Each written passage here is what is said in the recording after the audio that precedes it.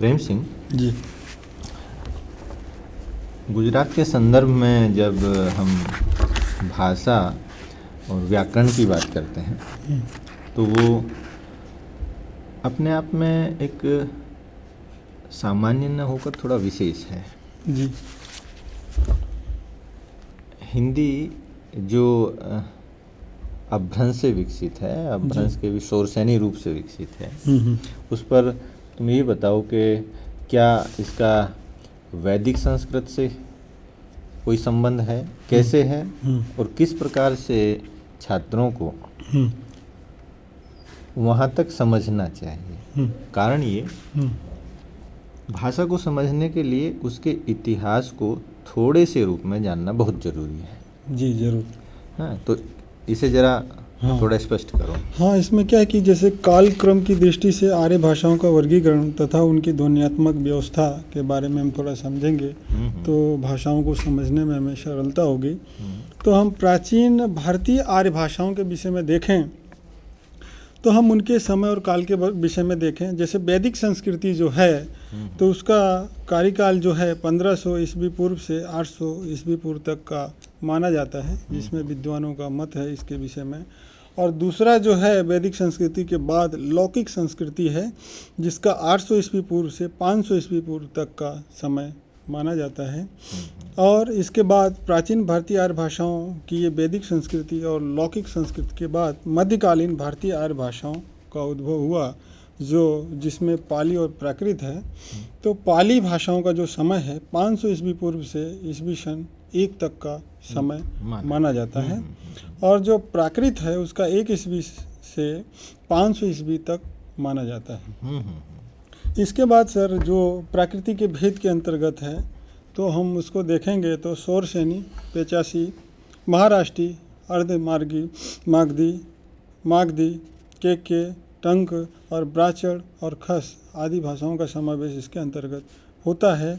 अब हम जो अपभ्रंश है इसका समय देखें तो 500 ईस्वी सन से लेकर के 1000 ईस्वी सन तक का समय माना जाता है। और हम अपभ्रंश के भेद देखें तो इसके अंतर्गत नागर, उपनागर और ब्राचड़ का समावेश होता है। अब हम इसके बाद कुछ आधुनिक जो भाषाएं हैं, आधुनिक भारतीय आर्य भाषाओं के विषय में जानकारी प्राप्त करेंगे। तो उसके अंतर्गत का जो समय है 1000 ईस्वी से वर्तमान तक का समय है। आधुनिक आर्य भाषाओं को निम्नलिखित वर्गों में विभक्त किया गया है, जिसको हम क्रमशः नीचे देखेंगे। तो उत्तरी वर्ग, पहला उत्तरी वर्ग है, फिर दक्षिणी वर्ग, मध्य वर्ग, पूर्व वर्ग और पश्चिमी वर्ग में इनको रखा गया है। यहाँ जो एक स्थिति है, यहाँ तक आकर के अपभ्रंश जो है वह हिंदी का आधार है जी। यह स्पष्ट होना चाहिए। भाषाएं विकास के रूप में हिंदी तक हमें प्राप्त होती है जी, है ना जी। अगर भाषाओं में विकास न होता तो हम आज वैदिक काल की भाषाओं का प्रयोग कर रहे होते, हिंदी का नहीं जी। तो छात्रों को थोड़ा इस पर ध्यान देने की ज़रूरत है और थोड़ा सा वहाँ से लेने की ज़रूरत है जी। वैदिक संस्कृत जिसमें ध्वनियों की संख्या जी 53 थी, 53 थी जी। विकास क्रम में लौकिक भाषा संस्कृत के आते आते 53 ध्वनियाँ अप्रासंगिक हो जाती जी। अप्रासंगिक हुई, उनका प्रयोग नहीं रहा जी। तो लौकिक संस्कृत में वह संख्या आकर के 48 हो जाती है जी। इसके बाद ये लगभग जो वैदिक संस्कृत है ये 1500 ईस्वी पूर्व से 800 ईस्वी पूर्व तक जी। इसका समय लंबा है, लेकिन जो लौकिक संस्कृत है जी।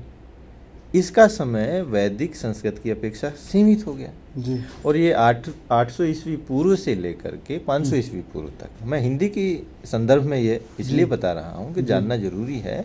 और आज जो हिंदी है निश्चित नहीं है कि 200 वर्ष बाद, 1000 वर्ष बाद हम इसी रूप का प्रयोग कर रहे होंगे, निश्चित रूप से प्रयोग बदलेंगे, व्याकरण के स्तर पर बदलेंगे, जी ध्वनि प्रयोग के स्तर पर बदलेंगे, वाक्य सांचों के स्तर पर बदलेंगे। तो भाषा को समझने के लिए उसके विकास और उसके परिवर्तन के स्वरूप को भी ध्यान में रखना चाहिए, और जो बिल्कुल। छात्र हैं जी। उन्हें इस पर विचार करना चाहिए। बिल्कुल। तो लौकिक संस्कृत 800 से 500 यानी कि कुल 300 वर्ष, और वैदिक 800 ईस्वी पूर्व से 1500 ईस्वी पूर्व तक, जी यानी कि 700 साल चली। जी अपेक्षाकृत लौकिक संस्कृत का जो समय वो बहुत कम हो गया, आधे से भी कम हो गया। जी फिर आपकी मध्यकालीन भारतीय आर्य भाषाएं, जिसमें पाली, प्राकृत। जी पाली का 500 ईस्वी पूर्व से लेकर के हम्म, ईस्वी सन 1 तक कुल 500 वर्ष।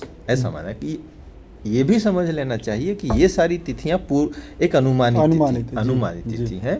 इनमें ऐसा नहीं है कि किसी एक तारीख को एक भाषा समाप्त हो गई और किसी एक तारीख को कोई दूसरी भाषा पूर्ण हो गई। या शुरू हो गई। फिर आता है वही संदर्भ प्राकृत के लिए। जी जब प्राकृत जो है वो ईस्वी सन 1 से मान लिया, ऐसी कोई डेट नहीं है कि जिस तिथि से प्राकृत शुरू हुई, लेकिन एक सामान्यकृत स्वरूप ये हुआ कि ईस्वी सन 1 से उसका बहुधा प्रभावी रूप जो है वो दिखने लगा, और प्राकृत जो है ईस्वी सन 1 से लेकर के 500 तक पूरे अपने व्यापक स्वरूप में रही, और फिर वो धीरे धीरे घटने लगी। तो वह भी अप्रासंगिक हुई। पहले अप्रासंगिक हुई वैदिक संस्कृत, व्याकरण की दृष्टि से नहीं, व्याकरण उसका अच्छा है, उत्तम है, और वो इतना नहीं बदला जितना कि समाज में प्रयोग बदल गया।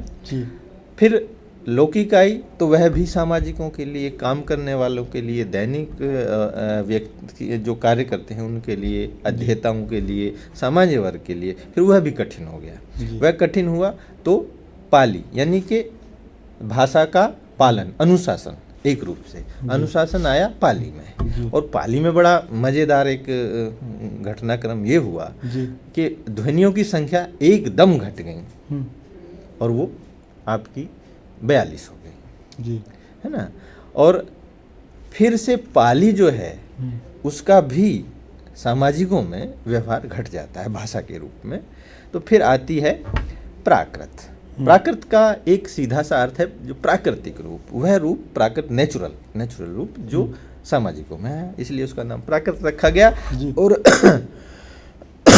यह 500 वर्ष चली, ईस्वी सन 500 से लेकर के इसका जो समय रहा वो 1000 तक रहा। अब हिंदी की शुरुआत होती है। शुरुआत इन द सेंस कि वहाँ से अपभ्रंश से, अपभ्रंश कहते हैं बिगड़ा हुआ रूप, हमारी प्राकृत बिगड़ जाती है, और ध्वनियाँ जिस रूप में घट रही थीं अब बढ़ जाती हैं। पहले 53 से 48 और 48 से 42, और फिर अब 42 से 46 यानी कि 46 ध्वनियाँ हैं। बहुत सही है ना। और ये दोनों में रही, पहले प्राकृत में और फिर अपभ्रंश में।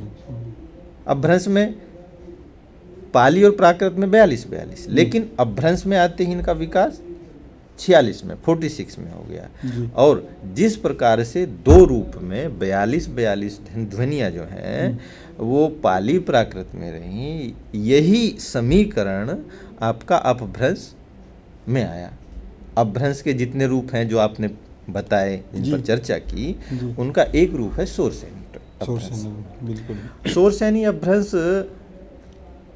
से हम गुजरात में है, जान लें कि गुजराती भी शोरसैनी अपभ्रंश का एक रूप है और हिंदी भी शोरसैनी अपभ्रंश से निकली है। तो इस रूप में ये जुड़वा हैं, एक जगह से विकसित हुई हैं। खैर हम बात कर रहे हैं आपकी हिंदी की, तो यहाँ पर हिंदी में वही ध्वनियों की संख्या रही, ध्वनियों में परिवर्तन हुआ। कई ध्वनियाँ ऐसी रहीं जो आपके अपभ्रंश में थी, कई ध्वनियाँ ऐसी रहीं जो वहाँ चर्चा विस्तृत हो जाएगी। तो वो ध्वनियाँ जो हैं हिंदी में आकर के संख्या के रूप में उतनी ही रह गई, है ना। तो वो 46 रही। अब हिंदी की बात आती है, तो ये जो चर्चा है इसलिए ज़रूरी है कि हमें परिचय मिले कि हम कहाँ से आए हैं और हम जिस भाषा को पढ़ रहे हैं आखिरकार उसकी वस्तु स्थिति क्या है। ये जो हिंदी है इसमें जो वर्गीकरण और जो ध्वन्यात्मक ये सब ग्रियर्सन और इन सब के माध्यम से हमारे सामने आए और व्याकरण और इसके स्तर पर जो काम हुए जी। वो एक बहुत ही सुंदर और आधारभूत काम थे। किशोरीदास वाजपेयी ने किया और दूसरे लोगों ने किया, विद्वानों ने जो काम किया वो उल्लेखनीय है जी। हमें यहाँ बताने का जो हमारा लक्ष्य है, उद्देश्य है, वो हिंदी भाषा। पहली चीज़ भाषा है क्या? भाषा पारिभाषिक रूप से यदि हम कहें तो भाषा यादृच्छिक सार्थक ध्वनि समूहों की वह व्यवस्था है जिसके माध्यम से मैं, आप या कोई एक समाज अपने भाषा व्यवहार को पूर्ण करता है जी। तो इस दृष्टि से जो है हम जब हिंदी में करते हैं तो वो हिंदी भाषा हुई। हिंदी भाषा या कोई भी भाषा उसके कई कार्य हैं, जैसे मातृभाषा में शिक्षण है, उसमें अभिव्यक्ति कौशल है, संवेगात्मक विकास है, नैतिक विकास है, सामाजिक विकास है। ये सब जो है हमारे भाषा के अंतर्गत चलते हैं। अब देखिएगा हिंदी भाषा, तो यहाँ हिंदी भाषा पर चर्चा करने का जो एक बिंदु है वो व्याकरण भी। व्याकरण हम जब बात करते हैं हिंदी की तो उस पर थोपते हैं व्याकरण को, संस्कृत के व्याकरण को। मान लो संस्कृत न तो ध्वन्यात्मक रूप में सुरक्षित है हिंदी में और न ही व्याकरणिक रूप में सुरक्षित है। यहाँ पर जो हिंदी की वाक्य संरचना है, अब देखिएगा, एक आप कोई वाक्य लें कि बच्चा रोता है ना, तो कम से कम वाक्य में दो चीज़ों का होना जरूरी है, और दो चीज़ों में जैसे कर्ता और क्रिया, इसके बाद कर्ता कर्म क्रिया, और या इनके साथ कर्ता कर्म पूरक और क्रिया, अथवा इन सब के पूरक आ सकते हैं। तो ये कहने का मेरा मतलब कि बच्चों को थोड़ा थोड़ा ज्ञान जो है वह हिंदी व्याकरण का करना चाहिए, जिससे कि भविष्य में उन्हें भाषा पढ़ते समय कोई कठिनाई ना हो।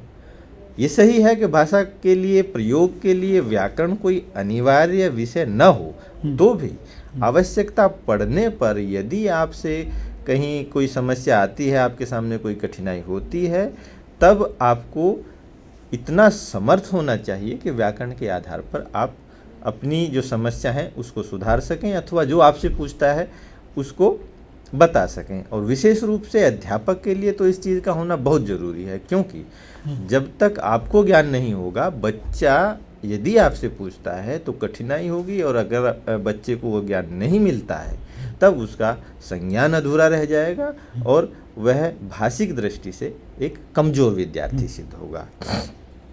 तो इन सब पर ध्यान देते हुए मैंने कुछ बिंदुओं को यहाँ रेखांकित करने का प्रयास किया है।